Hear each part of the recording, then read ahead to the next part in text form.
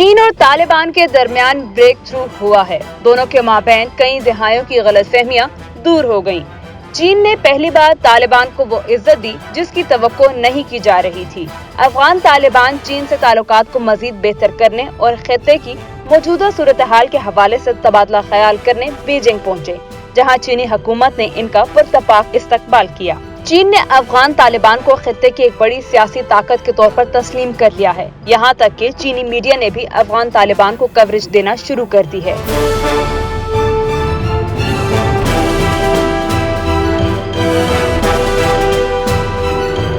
چینی عوام T T P کے دہشت گرد اور افغان طالبان کو ایک ہی سمجھتی رہی ہے.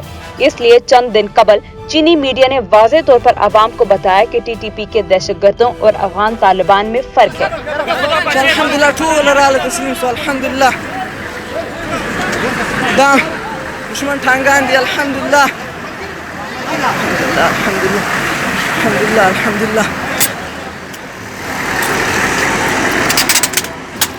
اور افغان طالبان چین سے بہتر تعلقات کے خواہاں ہیں، جبکہ چین بھی افغان طالبان سے مذاکرات کے لیے سنجیدہ ہے.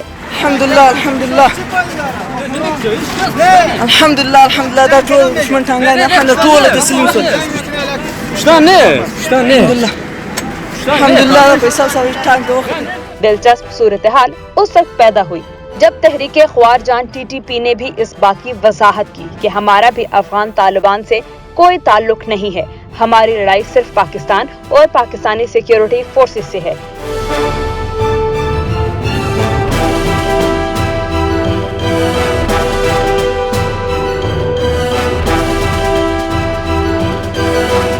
یہ پہلی بار ہوا ہے کہ ٹی ٹی پی کے خوارج نے خود ہی تسلیم کیا کہ ان کی لڑائی کفر کے ساتھ نہیں بلکہ مسلمانوں کے خلاف ہے.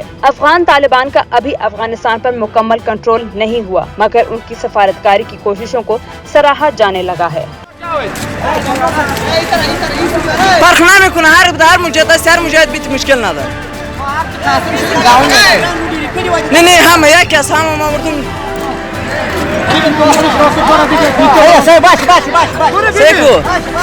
بس که آمدی برادری ماستی، بس که آمدی برادری ماستی، بس که آمدی برادری ماستی.